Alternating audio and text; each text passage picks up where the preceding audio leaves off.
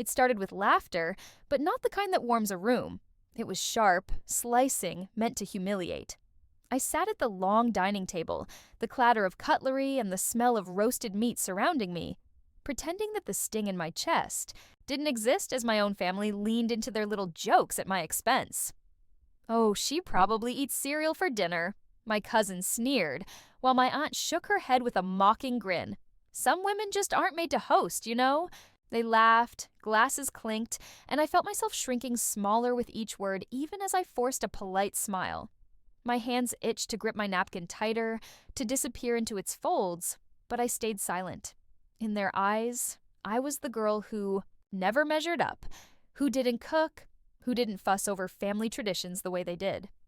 I kept replaying the scene in my head as I drove home later that night, headlights stretching endlessly on the road, their voices still echoing like cruel ghosts. But what they didn't know was that the very next morning, I would wake up to the sound of my grandfather's voice in my kitchen. He had chosen my house, not theirs, for his breakfast. And by the end of that morning, the same family who mocked me would be left speechless, watching something they had never expected from me. Grandpa arrived just as the sun was climbing over. The trees, his old sedan crunching over the gravel in my driveway. And when I opened the door, the smile on his face was nothing like the smirks I had endured at dinner. He walked in slowly, leaning on his cane, and glanced around my modest kitchen as though it were a palace, his eyes settling on the small table I had set with care. Freshly brewed coffee steaming in his favorite chipped mug, a basket of warm bread rolls I had woken up early to bake, and a plate of eggs cooked the way only he liked them, soft but not runny, sprinkled with pepper.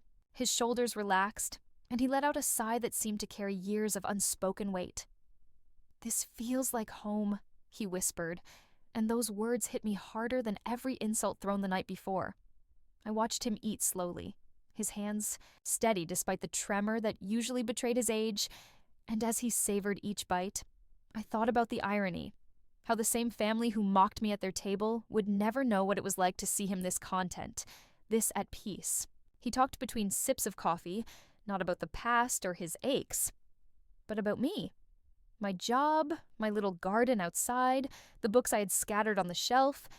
He noticed everything they never cared to see. And in that quiet morning light, with only the sound of birds and his spoon tapping the edge of his cup, I realized I didn't need their approval. But later, when word reached them that Grandpa had chosen my house for his breakfast, when they saw the photos I didn't mean to post but did anyway, they would understand that I wasn't the weak, incapable woman they thought. Something shifted that morning, something that would echo into the next gathering, where their laughter would catch in their throats instead of spilling freely at my expense.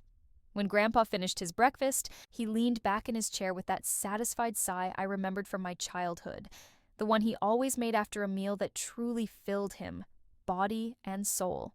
His hand rested on the table, tapping gently, and he looked at me with eyes that carried more honesty than anyone else in the family had ever shown me.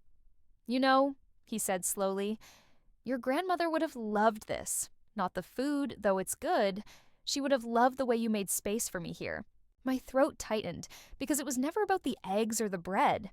It was about the care, the thought behind it, the quiet kind of love that required no performance. That moment between us was private, sacred even, but I didn't know yet how quickly it would become something everyone in the family talked about.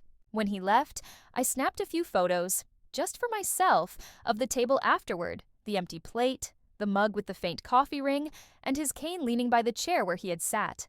I uploaded them later almost without thinking, adding a simple caption, "Breakfast with Grandpa this morning." He asked for seconds. I put my phone down and forgot about it. But by afternoon, the calls started coming. My cousin was the first, her voice sharp, trying to sound casual. "So, Grandpa went to your house? For breakfast?" I could almost hear her mind racing, trying to piece together why he would choose me when I was the one they'd ridiculed just the night before. Then came my aunt, her tone coated with fake sweetness, asking what I had cooked, as though she wanted to assess if it was worthy. I gave vague answers because the truth wasn't about the food. It was about him feeling comfortable, safe, and seen. And then came the biggest shock. Grandpa himself, later that evening, told the whole family group chat, "Best breakfast I've had in years." She made it just for me. No frills, no comparisons, no hidden jabs. Just a simple declaration, but it landed like a thunderclap. The chat went silent, not a single laughing emoji, not a single follow-up jab. I knew at that moment the power had shifted.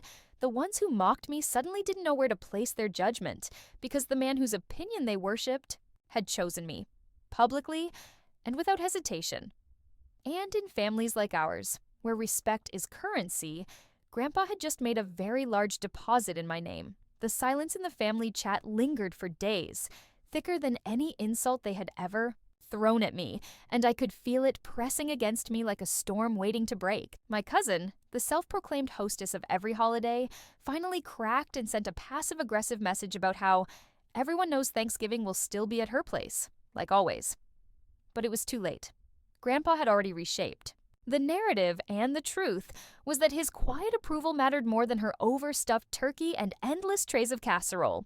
At work, during my lunch break, I replayed the dinner in my mind. The smirks, the laughter, the way I had swallowed down every sting, and I contrasted it with the way Grandpa's eyes had softened in my kitchen, how his hand had patted mine, when he left, telling me, "I'm proud of you." Those words clung to me like armor, and for the first time I realized I didn't have to fight their cruelty with anger. I could fight it with presence, with proof, with the things they would never take the time to notice. Then came Sunday, when Grandpa himself decided to stir the pot in his own way. He called my aunt, loud enough on speaker that I could hear from across the room, and told her he'd be skipping her traditional Sunday dinner because he preferred the peace and quiet of breakfast at my place. I swear I could hear the sharp inhale of indignation through the phone, the way her pride cracked like porcelain. "She's not prepared for that kind of responsibility," my aunt stammered, trying to reel him back, but he only chuckled and said, "Responsibility? I just want eggs and coffee, not a circus." That line became the dagger. Within hours, the family chat was buzzing again, this time with a different tone. Accusations disguised as questions, all circling back to me. What exactly did you serve? Him? Are you sure he didn't feel obligated? Do you even know how to cook a proper roast? I didn't answer. I didn't need to. Because when Grandpa came again, bringing with him an old photo album and asking if we could look through it together, I knew it wasn't about food anymore. It was about who made him feel remembered, who made him feel loved, who made him feel like more than a decoration at a crowded table. And the more time he spent at my house, the more it became obvious to everyone that I had given him something they couldn't manufacture with all their recipes and rehearsed traditions. Authenticity? By the time the next family gathering rolled around, the air was thick with tension you could almost taste, like too much salt in a soup. They had chosen my aunt's house again, insisting tradition couldn't be broken, but tradition felt hollow after everything that had unfolded. I walked in cautiously, not expecting warmth, and the way every head turned toward me confirmed what I already knew. I was no longer invisible. My cousin whispered to another at the buffet line, both of them shooting me glances as if I had stolen something that belonged to them. My aunt tried her best to pretend nothing had shifted, welcoming me with that brittle smile she wore like armor. But when Grandpa shuffled in behind me and chose the chair beside mine, her facade cracked instantly. He didn't even hesitate. "Save me a seat, kiddo," he said, lowering himself slowly, ignoring the empty chair she had pointed to at the head of the table. The room went silent, all their practiced hospitality evaporating in seconds, and suddenly the laughter they had used to cut me down days before seemed to hang heavy and useless in the air. Throughout dinner, Grandpa directed most of his conversation at me, asking about my garden, about the book club I'd joined, even about the bread recipe he said he wanted to try himself. My aunt, desperate to regain control, interrupted with stories about her elaborate cooking. But Grandpa only nodded politely before returning his attention to me. Every question he asked was a thread weaving me closer to him, and I could feel the others watching, their jealousy rising with each gentle laugh that passed between us. By dessert, when my cousin brought out her famous pie, Grandpa took a polite bite, then pushed it aside and leaned over to whisper, "Not half as good as your rolls." I froze, realizing he meant me to hear it loud enough for the table because his words landed exactly where he wanted them to. The silence that followed was deafening, and though no one said a word, I could sense the shift, like dominoes tumbling quietly in the background. They couldn't mock me anymore, not without exposing their own bitterness, because Grandpa had chosen his side, and it was mine. For the first time, I didn't feel like the outsider at that table. I felt like the one holding the mirror, and they were finally forced to see what they had always ignored. After that dinner, the whispers began to stretch beyond the table, seeping into phone calls and side conversations I was never supposed to hear. My sister-in-law let it slip first when she texted me accidentally instead of my aunt. She's stealing Grandpa away. Stealing. As if love and attention were possessions you could hoard like fine china in a cabinet. I stared at the message for a long time before deleting it, realizing that no reply could match the ugliness behind those words. But the irony was almost laughable. They had spent years treating Grandpa like a prop, a guest of honor to parade in photos and stories, while I had simply listened, asked him what he wanted, and poured his coffee just the way he liked. And somehow, that simple act of care was enough to unravel the image they had built for themselves. Grandpa, on the other hand, seemed completely unbothered. Every Sunday morning, he showed up at my door, sometimes with groceries in hand, other times with nothing but his cane and a smile. We'd make breakfast together. He liked cracking the eggs even if his hands shook, and he'd tell me stories I'd never heard before. Stories about my grandmother's quiet strength, about the way he built their first house board by board, about sacrifices no one else bothered to ask about. And little by little, I realized those mornings were changing me too. I began to see myself through his eyes, not the failure my family painted me as, but someone capable of creating warmth, of carrying on the spirit of care that my grandmother had left behind. Then came the tipping point. One Saturday afternoon, when I stopped by the local bakery, I ran into my cousin. She looked me up and down, her voice dripping with jealousy as she muttered, "Enjoy it while it lasts. He won't live forever." I froze, the cruelty of it stealing my breath. But instead of responding, I walked away, clutching the loaf of bread I had bought for Grandpa, knowing that if anything, her words only underscored the emptiness of their connection to him. They saw him as fading time. I saw him as living memory. And that difference was something they could never fake, no matter how hard they tried. The next time Grandpa came over, he carried something under his arm that I hadn't seen in years. A Wodiers, thick leather-bound folder, worn at the edges, the kind you only pull out when it really matters. He set it on my table after breakfast, brushing crumbs off the cover with a deliberate care, and looked at me with that steady gaze that always made me feel both nervous and protected at the same time. "I want you to have a look at this," he said, sliding it across. My fingers hesitated before opening it, but when I did, I saw documents, property papers, bank accounts, even notes in his handwriting about who should handle what when the time came. My chest tightened. "Grandpa, He cut me off gently. "They've had their chance. All of them. I'm not leaving things to people who only show up to laugh at dinners or pose for pictures. You're the one who shows up when it matters." His words sank into me like stones dropping into water, creating ripples that touched every moment of mockery I had endured from the rest of the family. He wasn't just choosing breakfast. He was choosing me. That weekend, word must have slipped out because my aunt called in a rage. Her voice was sharp, frantic, demanding to know what nonsense I was filling his head with. I didn't answer her questions. I simply told her the truth, that Grandpa had his own mind and made his own choices. She hung up on me, but not before hurling one last insult. "You'll tear this family apart." For once, I didn't feel guilty, because maybe the family wasn't being torn apart. Maybe it was finally being rearranged to reflect the truth. Grandpa kept coming, week after week, and I stopped hiding it. I posted photos of the two of us kneading bread together, of him showing me how to prune the roses in my garden, of his cane resting by the chair he had claimed as his own in my kitchen. And every time I hit share, I knew the silence on the other end of the family chat wasn't just silence, it was defeat. It was around that time when the family finally stopped pretending. The resentment that had been simmering beneath the surface boiled over, and suddenly I became the subject of every accusation they could conjure. My cousin called late one evening, her voice shaky with anger, accusing me of manipulating Grandpa, of isolating him from the family.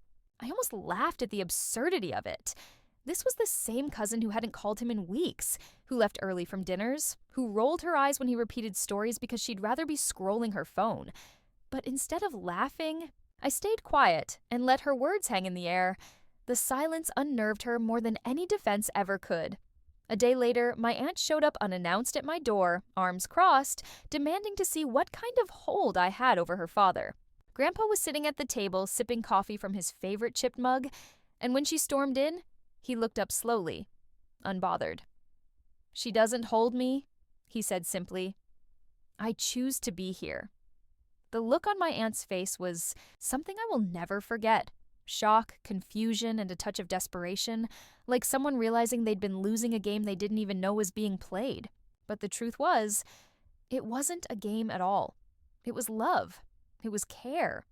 It was something they had taken for granted for years, while I quietly filled the space they left empty.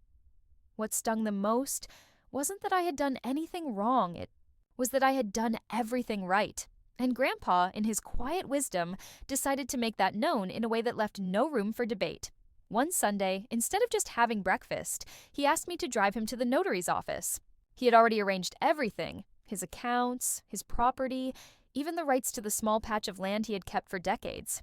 He signed papers while I sat there in stunned silence, my hands trembling, my throat too tight to speak. When we left, he patted my shoulder and said, "They'll never understand, but you will. This isn't about money, it's about trust. You showed up. That's all I ever wanted." That night, when the family found out, because somehow they always found out, the storm that hit me was unlike anything I'd experienced before. Calls, messages, threats of lawyers, insults so sharp I had to set my phone down and walk away. But then, right in the middle of the chaos, Grandpa himself wrote one final message to the family group chat: "Stop bothering her." I made my choice. Respect it. And then he left the chat entirely. Just like that, the man who had been their centerpiece, their excuse for gathering, had chosen to step away from their noise and anchor himself in the quiet of my kitchen. And as much as their anger scared me, as much as their bitterness burned, I felt something I had never felt before in that family: freedom. It was terrifying, yes, but also exhilarating. Like stepping outside after a long storm and realizing the sky is finally clear. After Grandpa left the family group chat, everything shifted in ways I could never have imagined. For years, that chat had been the stage where my aunt held court, where cousins performed their curated lives, where I was the silent observer, laughed at if I spoke up, and ignored if I didn't. Now it was a battlefield without its general. And their messages turned darker, more frantic, as if they were trying to reel him back through sheer force of indignation. "You're tearing us apart," my cousin wrote. "You're manipulating an old man," another chimed in. The words rolled in, venom disguised as concern, but this time I didn't flinch, because while they were busy weaponizing their keyboards, Grandpa was sitting across from me at my kitchen table, teaching me how to fix the wobble in one of my chairs, telling me about the summers he used to spend building furniture with his father. I realized then that what they envied wasn't just his inheritance, it was his presence. The way he had chosen to spend his final years not in a house full of polished silverware and forced laughter, but in a small kitchen that smelled of coffee and bread. And the more they tried to pull him back, the more firmly he dug his heels in.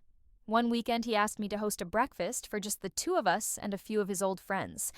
I hesitated, nervous they'd see me as inadequate, but when those men and women walked in, and Grandpa introduced me as the granddaughter who keeps me alive these days, I saw the pride in his eyes and the way they nodded with genuine respect. Word spread, as it always does, but this time the whispers came not from family, but from outsiders. Neighbors, family friends, people who began asking me if I was really the one looking after him. When I said yes, their reactions were always the same: relief, gratitude, admiration, and with every kind word I received from strangers, the anger of my family seemed smaller, pettier, like children throwing tantrums while the world moved on. Of course, that only fueled their bitterness. My aunt showed up one afternoon, uninvited again, this time clutching legal folders as though papers could undo the choices Grandpa had made. She threatened court, guardianship, investigations. I let her rant, then stepped aside so she could see him for herself, sitting upright, alert, sharper than she gave him credit for. He looked her straight in the eye and said, "If you try to take this from her, you'll lose me too." The silence that followed was brutal, the kind that strips people bare. She left without another word, slamming the door behind her, and when it closed, Grandpa chuckled softly and shook his head. They don't get it, do they? Love isn't a performance. It's a choice, and I've already made mine. And in that moment, I knew there was no going back to the girl who had sat at their table, shrinking under their laughter. That version of me was gone, replaced by someone who had finally learned that sometimes the truest revenge is not anger, not shouting, but building a life so full of quiet dignity that those who tried to belittle you are left choking on their own silence. The weeks that followed felt like living in two different worlds. In one, my kitchen became a sanctuary where Grandpa and I created new rituals. Early breakfasts with warm bread, afternoons tending the small vegetable patch he insisted we expand, evenings filled with stories that reached back generations. In that world, there was peace, laughter, and a sense of belonging I had never known before. In the other world, the family spun themselves into a frenzy, desperate to regain control.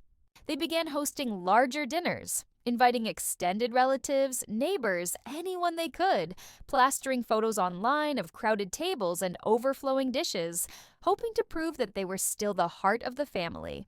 But the emptiness showed, because no matter how grand their displays, people noticed who wasn't there. Grandpa. He stopped attending altogether, choosing instead to call those who mattered, to spend his Sundays at my place instead of theirs. Their anger hardened into something uglier.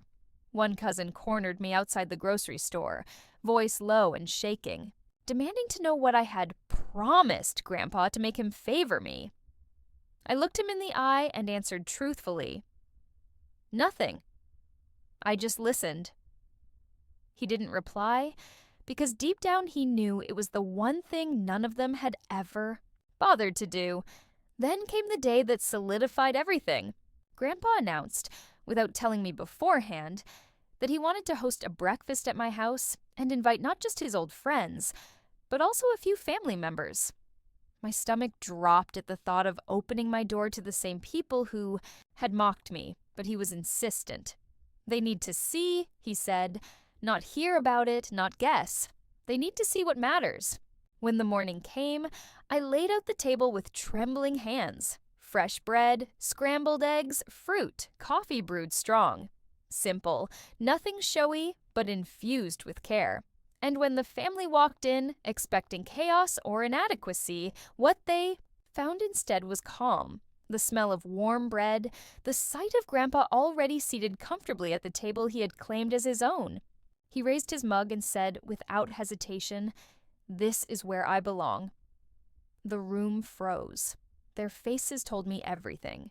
Shock, disbelief, envy, the sudden realization that no matter how many grand dinners they threw, no matter how loudly they laughed, they could never undo what was already written in his heart.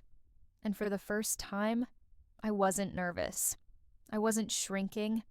I sat beside him, steady and unshaken, knowing that the girl they used to laugh at no longer existed. In her place was someone who had built something they couldn't touch, trust, love, and a bond that no amount of gossip or cruelty could destroy. That breakfast became the turning point, the moment everything they had tried to deny was laid bare in front of them. I watched my aunt fidget in her chair, her fork clinking too loudly against the plate as she forced a smile, her eyes darting between me and Grandpa as if searching for cracks she could exploit. My cousin, usually the loudest, voice in any room, barely spoke at all, her pride swallowing her words as she picked at the bread rolls Grandpa praised so openly. He asked for seconds, loudly this time, making sure the whole table heard. And when I brought the basket over, he looked up at me and said, "This is better than any feast, because it was made with heart." The silence that followed was suffocating. For them, but for me it felt like air rushing into lungs that had been starved for years. Later, when the plates were cleared and people were preparing to leave, Grandpa stood slowly, leaning on his cane, and addressed the room in a way he hadn't done in years. "I don't care about tradition," he said, his voice steady but firm. "I care about how I'm treated. and I have never felt more cared for than I do here. It was like a verdict delivered in a courtroom, final and irrefutable. My aunt's face flushed crimson, my cousin's jaw tightened, and I knew in that moment they understood something they had fought so hard to avoid. They had lost. But the strangest thing was, I didn't feel triumphant. I didn't feel the urge to gloat or throw their cruelty back at them. Instead, I felt a kind of quiet strength settle into me, the kind that doesn't need to shout. Because the truth was visible in every detail they had overlooked for years. Grandpa's smile as he sipped his coffee, the ease in his shoulders. As he lingered at my table long after the plates were cleared, the simple joy of belonging. They couldn't touch it, no matter how many accusations they hurled.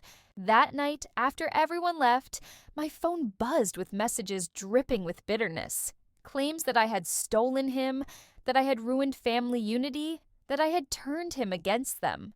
I stared at the screen, then set the phone down and let it buzz unanswered, because I realized something they never would. You can't steal what was never theirs to begin with. You can't fake love, you can't manufacture trust, and you can't demand respect when you've spent years withholding it. And as Grandpa dozed off in the armchair beside me, the evening sun painting the room gold, I knew that their words no longer had the power to wound me. The girl they mocked was gone. The woman sitting there, holding everything they had thrown away, was untouchable.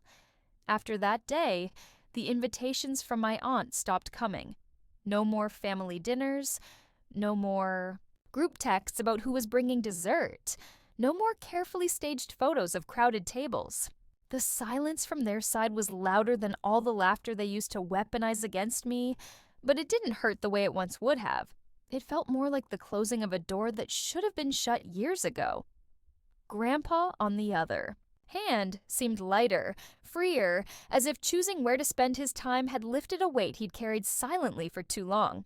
Each morning he came over, sometimes with a newspaper tucked under his arm, sometimes with a bag of groceries he insisted on buying himself, and each time he would say, "Feels good to walk into a place where I'm wanted." We built our own traditions. Saturday mornings became pancake mornings, with him flipping the first one while I made coffee. Sundays we tended the garden, Grandpa showing me how to stake tomatoes so they grew tall and strong. Evenings sometimes meant old photo albums spread across the table, his voice breaking just slightly when he spoke of my grandmother, but always with a smile at the corners of his mouth when he saw her face in the pictures. Word, of course, still got back to me. My cousin complained to anyone who would listen that I was hogging him, that he was being tricked. My aunt told neighbors I was manipulating him for money, even though I never asked for a cent, never even knew the extent of what he was arranging in those legal folders he kept bringing over. People started pulling away from them, tired of the bitterness, tired of the obvious jealousy. It was like their empire of control was crumbling one whisper at a time, while in my little kitchen, peace grew stronger every day. Then came the afternoon when Grandpa asked me to drive him to the cemetery. We brought flowers for my grandmother's grave, and as he leaned on my arm, he whispered, "I wanted her to see that you're the one who carries her spirit. Not them. You." My throat tightened as I placed the flowers down, and in that quiet moment, I realized this was bigger than family politics, bigger than old resentments. This was legacy.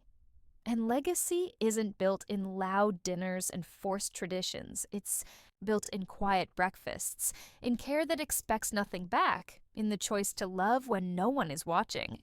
When I drove him home, he smiled and said, "You gave me back my Sundays, and for that, I'll always be grateful."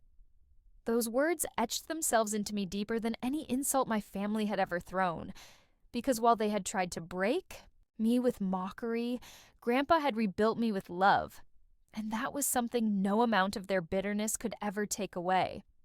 Not long after that visit to the cemetery, the shift in our lives became undeniable to everyone around us. Grandpa no longer mentioned the big family dinners at all, almost as though they had never existed. Instead, his calendar filled with notes in his careful handwriting. Breakfast with her, garden with her, read with her. He didn't even bother naming me, because by then there was no confusion. I had become the constant, the one woven into his days. One afternoon, he asked me to drive him to the lawyer's office again. This time I sat beside him as he spoke firmly, clearly, with no hesitation. He told the lawyer to finalize every document, to make sure there would be no loopholes, no arguments left for anyone to twist. The lawyer nodded, sliding papers across the desk for signatures, and when Grandpa's hand trembled, I steadied the page for him. "You'll thank me one day," he said softly. I didn't answer. I couldn't.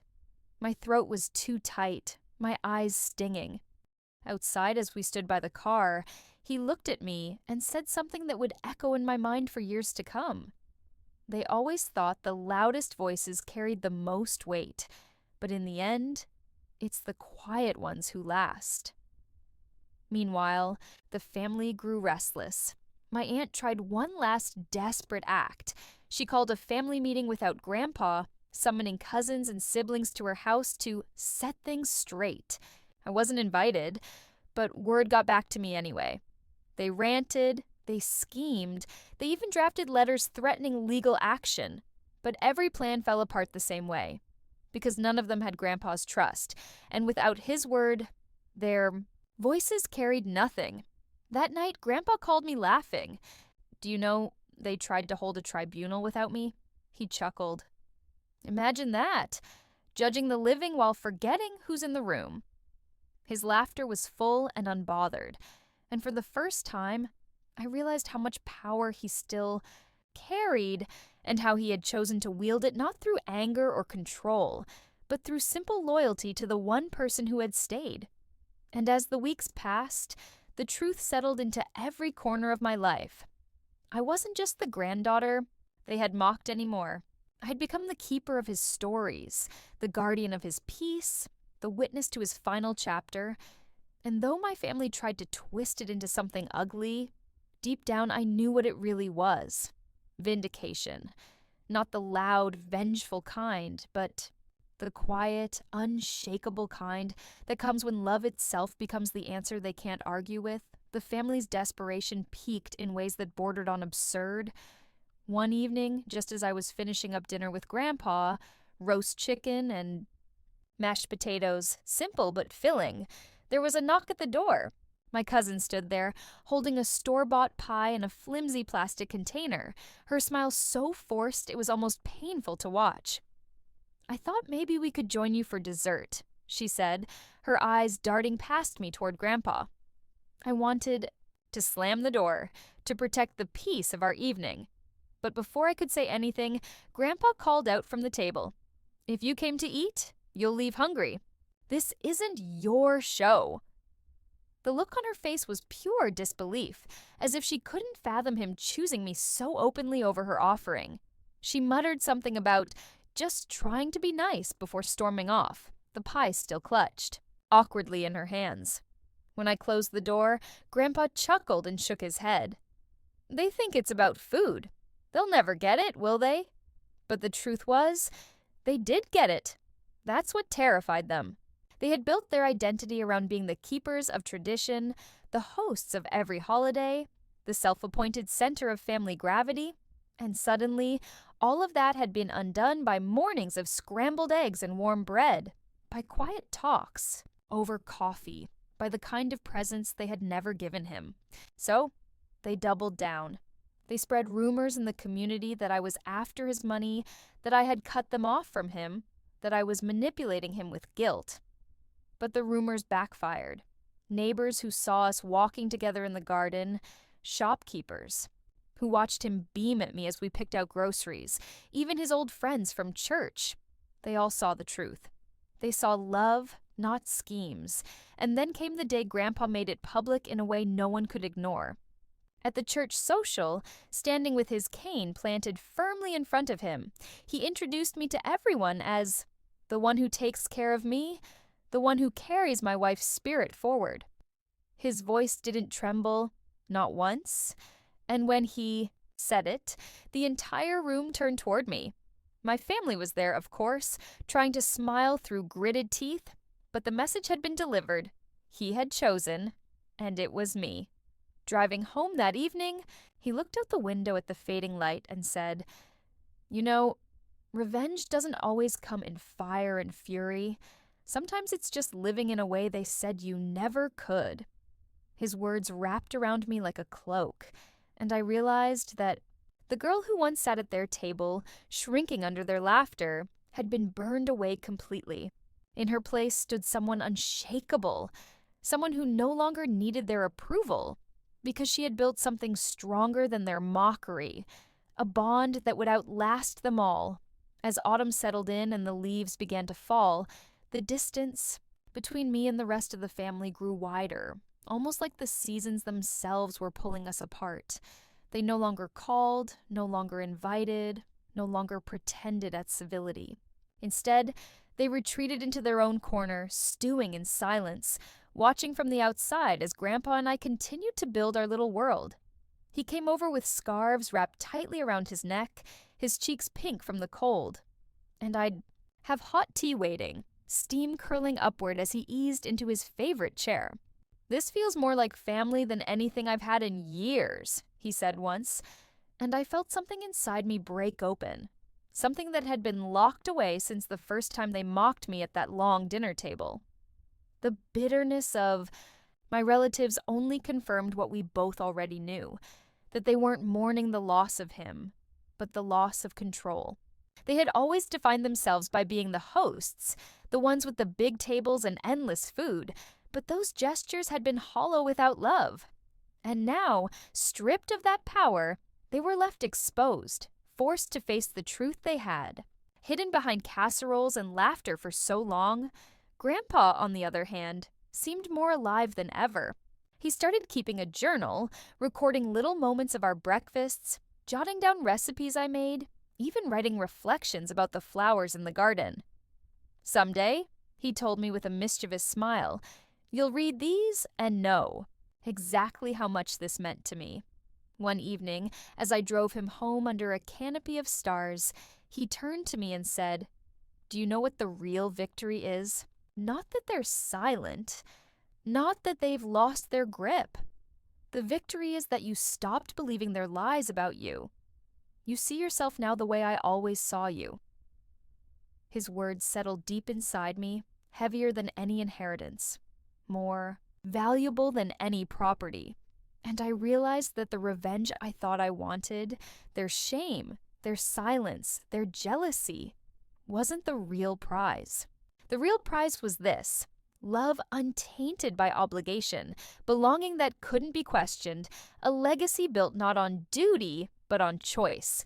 And as we pulled into his driveway, the old porch light flickering above, I knew we were nearing the end of a chapter. The final piece of this story hadn't been written yet, but it was coming. Slow, inevitable, like the first snow of winter. And when it arrived, it would silence the last of their mockery forever. Winter came quietly, blanketing everything in silence, and with it came the moment I had both dreaded and prepared for. Grandpa's visits grew slower, his steps more fragile, but his spirit never dimmed. On his last morning at my house, he insisted on making the eggs himself, his hands trembling as I stood beside him, steadying the pan. "One last breakfast," he whispered with a smile, and when we sat down together, the room felt filled with a kind of peace I can't put into words. He ate slowly, savoring every bite, and when he finished, he reached for my hand across the table. "Don't let them rewrite this," he said softly. "They'll try. But you and I know the truth, and that's enough." A week later, he was gone.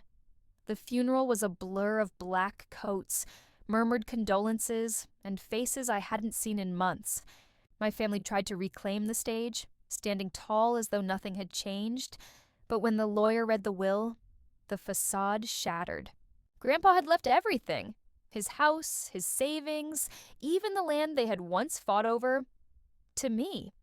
The silence that filled the room then was deafening, heavier than all their years of mockery combined. My aunt's face drained of color, my cousin's hands shook, and I sat there steady, hearing Grandpa's voice in my mind reminding me, "This isn't about money, it's about trust." They turned on me immediately, whispering about manipulation, planning lawsuits, but the documents were airtight. Grandpa had made sure of it. For all their noise, for all their anger, they couldn't undo what was already written. And in that moment, I didn't feel vindictive. I didn't feel the need to gloat.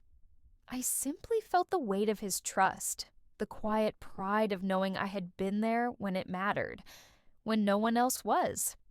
Now when I sit at that same kitchen table, his cane leaning by the chair he always claimed, I feel him everywhere, in the smell of bread rising in the oven, in the worn pages of his journal, in the garden outside that still blooms with the care he taught me to give.